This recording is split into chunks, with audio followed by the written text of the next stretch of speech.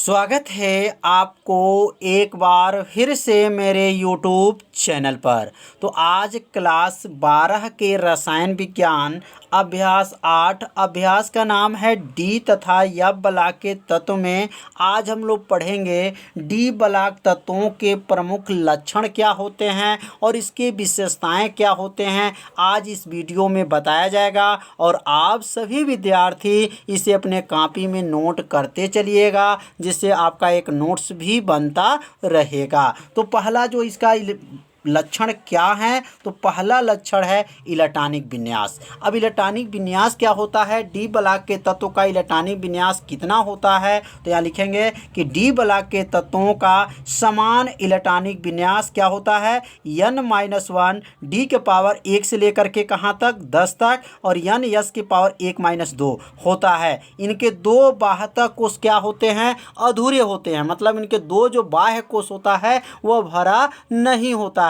इनके बाह्यतम कोश में 1 या 2 इलेक्ट्रॉन होते हैं, मतलब उनके लास्ट वाले क्लास में जो है लास्ट वाले जो कोश में 1 या 2 इलेक्ट्रॉन ही होते हैं। और यहाँ n-n का मतलब क्या है, अगर n मतलब चौथा जो है 4 हो तो यह 3 होगा, या 5 हो तो यह क्या होगा 4 होगा, क्योंकि n-1 मतलब एक उसमें से कम हो जाएगा, इसलिए n-1 लिखा गया है। तो इलेक्ट्रॉनिक विन्यास समझ में आ गया होगा। और 1 से 10 का मतलब क्या है, मतलब d के ऊपर जो है 10 तक घात होता है, मतलब 10 इलेक्ट्रॉन होते हैं, और यस के ऊपर जो है 2 तक इलेक्ट्रॉन होते हैं। यस पी डी, डी पे देखिए यस पर 2, पी पे 6 होता है, डी पे 10 होता है और एफ पर क्या होता है 14 होता है। तो यहाँ डी है तो इसने 1 से लेकर के 10 तक होगा, और यहाँ यस है तो 1 से लेकर के 2 तक होगा। तो समझ में आ गया होगा कि इलेक्ट्रॉनिक विन्यास जो है डी ब्लॉक के तत्व के क्या होते हैं। अब हम लोग पढ़ेंगे दूसरा इसका जो लक्षण क्या है, संक्रमण तत्वों की श्रेणियाँ। संक्रमण तत्वों की कितनी श्रेणियाँ होता है, तो संक्रमण तत्वों की जो श्रेणियाँ होती हैं वह 4 होती हैं। कितनी होती हैं, 4 होती हैं। पहला का नाम क्या है, तो प्रथम संक्रमण श्रेणी, इसे 3D श्रेणी कहा जाता है, और इसका नाम होगा द्वितीय संक्रमण श्रेणी, उसको 4D श्रेणी कहा जाता है। तो समझ में आ रहा होगा। अगला जो लिखेंगे तृतीय संक्रमण श्रेणी, और अगला लिखेंगे चतुर्थ संक्रमण श्रेणी। तो यह प्रथम द्वितीय तृतीय चतुर्थ जो संक्रमण श्रेणी है वह कल के वीडियो में बताया गया था कि प्रथम संक्रमण श्रेणी में कौन से तत्व आते हैं, प्रथम संक्रमण श्रेणी के तत्व याद करने का ट्रिक क्या है, कल के वीडियो में बताया गया है। तो यदि आप उस भाग का वीडियो नहीं देखे होंगे तो प्लेलिस्ट में वीडियो है, वहाँ से जा कर के इस भाग का वीडियो जरूर आप लोग देख लीजिएगा। प्रथम संक्रमण, द्वितीय संक्रमण, तृतीय संक्रमण और चतुर्थ संक्रमण श्रेणी में कौन कौन से तत्व आते हैं वह जरूर वीडियो को देखिएगा। तो अब अगला हम लोग तीसरा समझेंगे, परिवर्तित संयोजकता।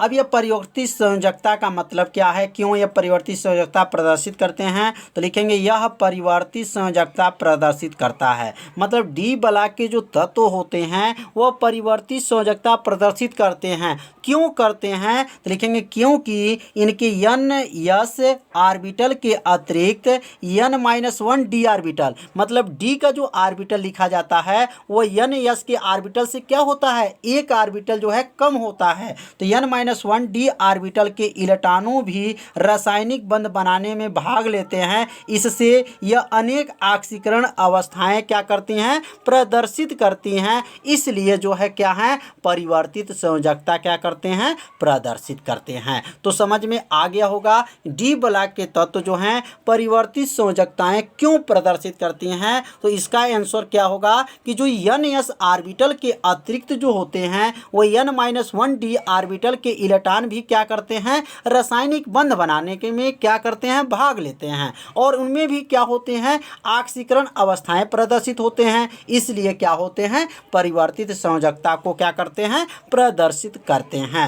अब हम लोग पढ़ेंगे धात्विक गुण। अब ये धात्विक गुण क्यों प्रदर्शित करते हैं, डी ब्लॉक के तत्व जो होते हैं धात्विक गुण क्यों प्रदर्शित करते हैं, तो इसका उत्तर हो जाएगा कि संक्रमण धातुओं के बाह्यतम कोश उपकोष में एक या दो इलेक्ट्रॉन होते हैं। मतलब संक्रमण जो धातु होते हैं उनके बाह्य कोश में एक या दो इलेक्ट्रॉन होते हैं जो शिथिल बंधित होते हैं और बड़ी ही सुगमता से इलेक्ट्रॉन त्याग करके क्या बना लेते हैं, धन आयन बना लेते हैं। इसलिए सभी संक्रमण तत्व क्या होते हैं, धातु होते हैं। तो समझ में आ गया होगा कि सभी संक्रमण तत्व धात्विक गुण क्यों प्रदर्शित करते हैं। तो इसका उत्तर होगा कि सभी जो संक्रमण तत्व हैं वो इलेक्ट्रॉन को क्या करते हैं, त्याग करते हैं और त्याग करके क्या बनाते हैं, धन आयन बनाते हैं। और जो धन आयन बनाते हैं वो क्या कहलाते हैं, धातु कहलाते हैं। और जो ऋण आयन बनाते हैं वह क्या होते हैं, अधातु होते हैं। इसलिए क्या है, यह धात्विक गुण को क्या करते हैं, प्रदर्शित करते हैं। तो समझ में आ गया होगा कि परिवर्तित संयोजकता और धात्विक गुण क्यों प्रदर्शित करते हैं। अब अगला जो हम लोग पढ़ेंगे पांचवा, तो पांचवा लिखेंगे रंगीन आयन। मतलब संक्रमण जो तत्व होते हैं या डी ब्लॉक के जो तत्व होते हैं वह रंगीन आयन क्यों होते हैं।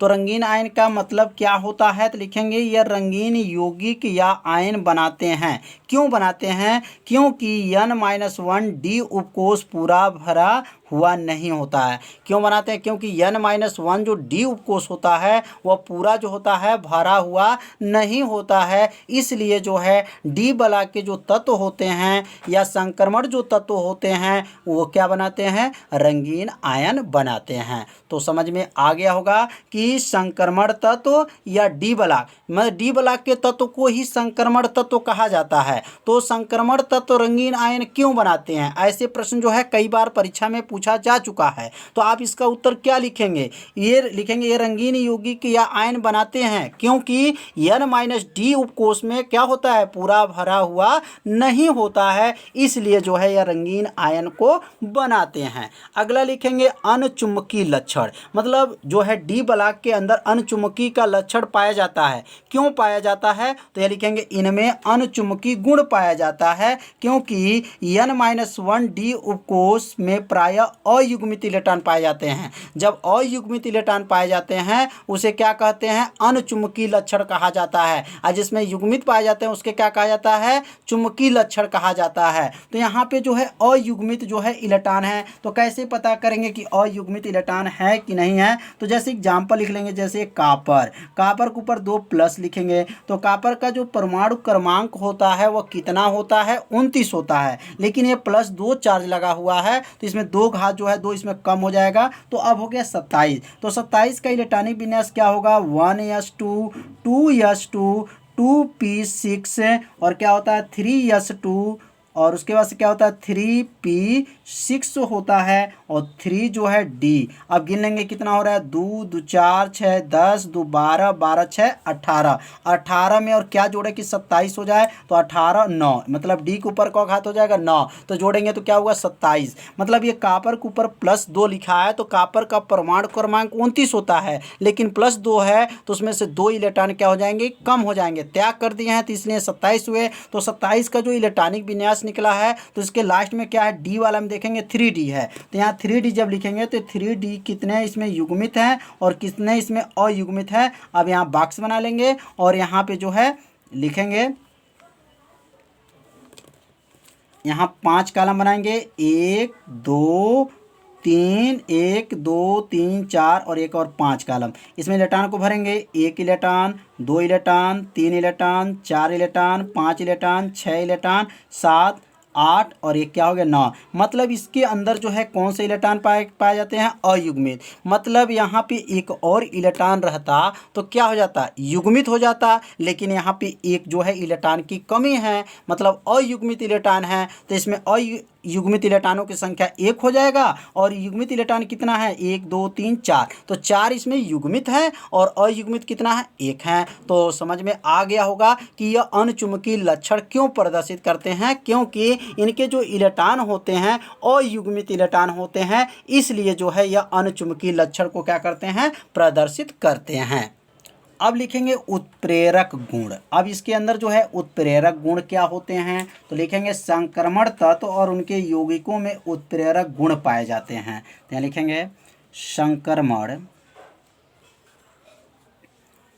संक्रमण तत्वों तत्वों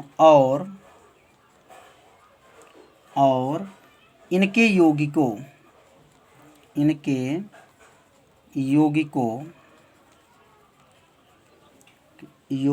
में उत्प्रेरक का गुण पाए जाते हैं। उत्प्रेरक का गुण पाए जाते हैं।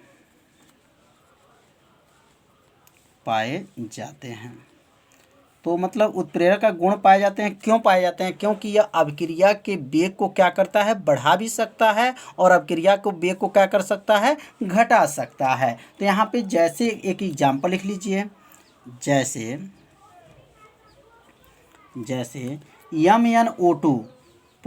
MnO2 जो होता है, MnO2 पोटेशियम क्लोरेट से ऑक्सीजन बनाने में उत्प्रेरक का यह कार्य करता है। तो लिखेंगे MnO2 जो होता है पोटेशियम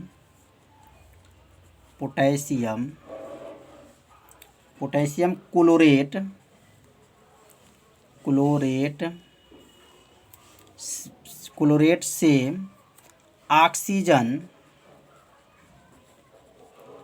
ऑक्सीजन बनाने में उत्प्रेरक का कार्य करता है। बनाने में क्या करेंगे, उत्प्रेरक का कार्य करता है। उत्प्रेरक का कार्य करता है। तो समझ में आ गया। जब ऑक्सीजन गैस जो हम लोग पढ़े थे प्रयोगशाला में, ऑक्सीजन गैस कैसे बनता है, तो जो है पोटेशियम क्लोरेट से जो ऑक्सीजन बनाने में उत्प्रेरक का कार्य कौन करेगा, MnO2 करता है। तो अब हम लोग पढ़ेंगे चुंबकीय आघूर्ण। अगला जो लक्षण क्या है, चुंबकीय आघूर्ण। तो यहाँ लिख लेंगे चुंबकीय आघूर्ण। तो चुंबकीय आघूर्ण क्या है, अब इनके बारे में भी समझ लेंगे। तो ये डी ब्लॉक तत्व में जो है चुंबकीय आघूर्ण लक्षण प्रदर्शित करते हैं। क्यों करते हैं? तो यहाँ लिखेंगे ऐसे संक्रमण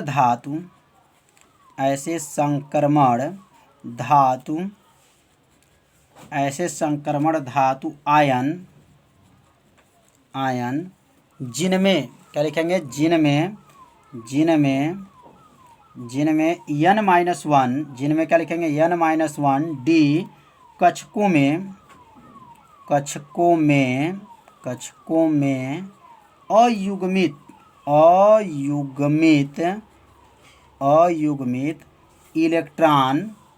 अयुग्मित जो हैं इलेक्ट्रॉन होते हैं। मतलब ऐसे संक्रमण जो धातु आयन होते हैं जिनमें N-1 कक्षकों में क्या होते हैं, अयुग्मित इलेक्ट्रॉन होते हैं। यदि हम लोग ऊपर भी पढ़े हैं कि अनुचुंबकीय में भी पढ़े हैं कि इसमें क्या होते हैं, अयुग्मित इलेक्ट्रॉन होते हैं, चुंबकीय आघूर्ण प्रदर्शित करेंगे। क्या करेंगे, जिसमें अयुग्मित इलेक्ट्रॉन होते हैं उसमें चुंबकीय आघूर्ण प्रदर्शित करते हैं। देखेंगे चुंबकीय आघूर्ण प्रदर्शित करते हैं। चुंबकीय आघूर्ण लिखेंगे प्रदर्शित करते हैं। तो चुंबकीय आघूर्ण प्रदर्शित क्यों करेंगे? तो चुंबकीय आघूर्ण प्रदर्शित इसलिए करेंगे क्योंकि इसके अंदर जो है अयुग्मित इलेक्ट्रॉन पाए जाते हैं, इसलिए जो है चुंबकीय आघूर्ण का जो है प्रदर्शित करेंगे। अब यहाँ नीचे लिख लेंगे जो निम्नलिखित सूत्र द्वारा ज्ञात किया जाता है। यहाँ लिखेंगे जो निम्नलिखित सूत्र द्वारा, मतलब नीचे एक सूत्र दिया जाएगा और इसी सूत्र की सहायता से जो है चुंबकीय आघूर्ण की गणना करेंगे। तो लिखेंगे निम्नलिखित सूत्र के द्वारा ज्ञात किया जाता है। निम्नलिखित सूत्र द्वारा क्या किया जाता है, ज्ञात किया जाता है। तो निम्नलिखित सूत्र कौन है, अब इनके बारे में समझेंगे। तो निम्नलिखित सूत्र होता है म्यू बराबर होता है, क्या होता है, अंडर रूट होता है, और क्या होता है n होता है, और क्या होता है n+2 होता है। यह सूत्र को आप लोग याद रखिएगा। और यहाँ bm में क्या लिखेंगे, bm, यह जो है अंडर रूट में नहीं रहेगा bm, ये जो है यहीं तक आपका रहेगा n-1 इंटू क्या हो जाएगा यहाँ पर bm। मतलब bm का नाम क्या है और जो है n का नाम क्या है और म्यू का क्या नाम है, सब आपको बताया जाएगा। तो यहाँ पे ये सूत्र के माध्यम से किसका मान निकालेंगे, चुंबकीय आघूर्ण का मान निकालेंगे। अब यहाँ लिख लेंगे जहाँ जो है यन का नाम क्या है, जहाँ यन का नाम है अयुग्मित इलेक्ट्रॉनों की संख्या, क्या लिखेंगे, अयुग्मित डी इलेक्ट्रॉनों, मतलब जो डी ब्लॉक हैं डी इलेक्ट्रॉनों की संख्या है। अयुग्मित क्या लिखेंगे, डी इलेक्ट्रॉनों की संख्या है। तो यन का नाम आप लोग याद रखिएगा, क्या नाम है, अयुग्मित डी इलेक्ट्रॉनों की संख्या है। और म्यू का नाम क्या है, तो म्यू का नाम है चुंबकीय जो है आघूर्ण नाम है, क्या नाम है, चुंबकीय। तो म्यू का नाम क्या है, चुंबकीय आघूर्ण नाम है। और बीएम का नाम क्या है, तो लिखेंगे यहाँ बीएम का नाम बोर हो जाएगा। और यहाँ लिखेंगे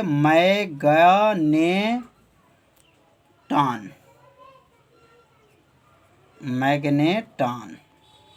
तो आपको याद रखेंगे बीएम का नाम बोर मैग्नेटान नाम है, और म्यू का नाम चुंबकीय आघूर्ण है, और यन का नाम क्या है, अयुग्मित डी इलेक्ट्रॉनों की क्या है, संख्या है। तो अब यहाँ पे एक क्वेश्चन को हल करेंगे। यदि आप यन बराबर जो है अगर 1 ले लिया जाए, या यन बराबर 0 है, यन बराबर 1 है, यन बराबर 2 है, तो इसमें जो है चुंबकीय आघूर्ण का मान कितना होगा, अब इसकी गणना करेंगे। तो अब यन बराबर अगर हम 0 पर चुंबकीय आघूर्ण का मान निकालना चाहते हैं, तो सूत्र क्या पढ़े हैं, म्यू बराबर होता है अंडर रूट होता है यन होता है, और यन प्लस क्या होता है, 2 होता है। यह चुंबकीय आघूर्ण का सूत्र है। अब म्यू बराबर क्या हो जाएगा, अंडर रूट हो जाएगा, यन का मान 0 हो गया, 0 प्लस क्या हो जाएगा, 2 हो जाएगा। अब यहाँ लिखेंगे म्यू बराबर क्या होगा, तो करनी में क्या हो जाएगा, तो यहाँ पे 0, अब में 0 में 2 जब जोड़ेंगे तो 2 होगा, 2 में 0 का गुणा करेंगे तो म्यू बराबर क्या हो गया, अंडर रूट 0, और अंडर रूट 0 का मान क्या हो जाएगा, 0 हो जाएगा। मतलब यन बराबर जब 0 लिया गया तो चुंबकीय आघूर्ण का मान भी 0 आ गया। अगर यन बराबर 1 लिया जाए, यन बराबर 1 लिया जाता है, तो म्यू बराबर क्या बनेगा, अंडर रूट हो जाएगा, और यहाँ 1 लिखेंगे, 1 प्लस जो है 2 हो जाएगा, क्योंकि यन का मान यहाँ 0 रखे हैं और यहाँ पे यन का मान जो है 1 रख रहे हैं। अब म्यू बराबर क्या होगा, अंडर रूट जो हो जाएगा 1, और 2 1 जोड़ेंगे तो क्या बनेगा, 3, 3 में 1 का गुणा कर लीजिए, म्यू बराबर क्या हो गया, अंडर रूट 3, और अंडर रूट 3 का मान क्या होता है, तो 1.73 होता है। तो ऐसे जो है आप और भी निकाल सकते हैं। तो यहाँ पे अगर लिखना चाहें तो यहाँ लिखिएगा यन बराबर लिख लिया जाएगा, और यहाँ पे जो लिखेंगे म्यू, मतलब यन का मान अगर इसमें 0 रखा गया है, यन का मान 0 रखा गया है, तो म्यू का मान कितना आया है, तो म्यू का मान जो है 0 आया है। तो यन का मान 0 रखे हैं तो म्यू का मान 0 आ गया। 1 रखे हैं तो कितना आया है, 1.73 आया है। अगर 2 रखेंगे तो क्या आएगा, 3 रखेंगे तो क्या आएगा, तो 2 रखने पे क्या आएगा, तो याद रखिएगा 2.83 हो जाएगा। 3 रखेंगे तो कितना आ जाएगा, 3.87 हो जाएगा। तो ये कैसे निकाला जा रहा है, तो यहाँ पे मान जो रखा गया है, जैसे यहाँ पर यन का मान 1 रखे तो करनी में 3 बना, तो करनी 3 का मान 1.732 होता है। तो ऐसे आप 2 रख करके हल करेंगे तो 2.83 आ जाएगा, और 3 रखेंगे तो 3.87 आ जाएगा। तो इसे अपने कॉपी में जरूर नोट कीजिए और इस मान को निकालिए। इसको जब वर्गमूल निकालेंगे, करनी 3 का वर्गमूल कितना निकला है, 1.73 है। तो ऐसे जो आगे और भी लगाना चाहते हैं मान को रख करके तो लगा सकते हैं। तो आज का पढ़ाई कैसा था, आप सभी विद्यार्थी जरूर कमेंट कीजिएगा, वीडियो को लाइक कीजिएगा। यदि चैनल पर पहली बार आए होंगे तो चैनल को सब्सक्राइब और घंटी दबाना मत भूलिएगा, क्योंकि यह लाइव क्लास आपके लिए ही चलाया जा रहा है। तो आज का पढ़ाई जो है इतना ही रहेगा। अब मिलते हैं हम अगले भाग में, तब तक के लिए सभी विद्यार्थियों को नमस्कार।